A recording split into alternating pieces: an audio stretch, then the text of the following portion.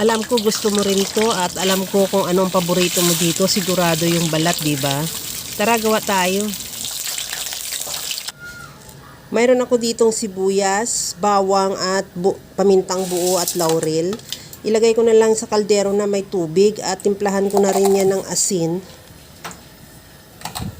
At ilagay ko na rin yung isang buong pata. Nakadepende yung dami ng tubig sa laki ng pata mo. At takpan ko yan hanggang sa maluto o maglambot yung balat.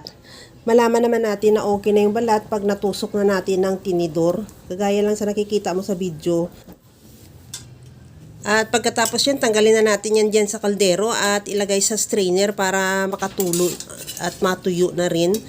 Para pagka tuyong-tuyo siya, mas madali natin yan palutungin yung balat. Sa kawali naman, magpainit na ako ng mantika sa low medium heat lang para hindi mabigla yung ating pata. At huwag masyadong mainit para paglagay natin hindi malakas yung pagtalsik at the same time hindi agad masunog.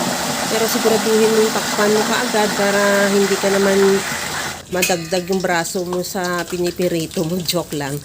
At pagkatapos yung patayin mo muna yung apoy para bago mo siya baliktarin dahil hindi natin masabi baka tumalsik ng malakas at masunog rin yung balat mo dyan.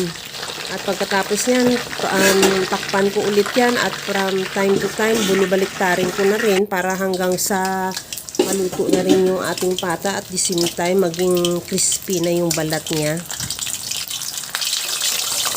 Ganong process lang din. Ulit-ulitin lang natin sa pagbulubaliktad para maiwas sunog na rin at hanggang sa talagang crispy na yung balat niya.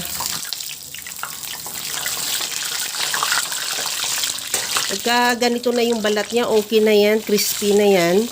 At tanggalin na lang natin din yan sa kawali at ilagay ulit sa strainer at patuluin yung excess na mantika hanggang sa maglamig lang din na kaya na natin hawakan.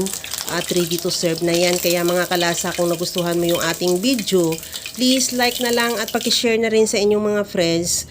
At kung bago ka pa lang sa aking channel, subscribe na at i-click mo na rin ang bell button para sa mga notification. Ito, natikman na natin yung ating crispy pata na talagang napakasarap at napakalutong ng balat niya. Kaya mga kalasa, alam ko kayang-kaya mo itong gawin dahil sa sobrang simple at napakadali niya lang lutuin. Kagaya lang lagi sa sinasabi ko na wala namang hindi marunong magluto basta sa simpleng paraan lang. Tikman na rin natin dahil talagang masasabi ko sa inyo na perfect yung gawa natin dahil napakalambot ng laman at napaka-crispy ng balat niya.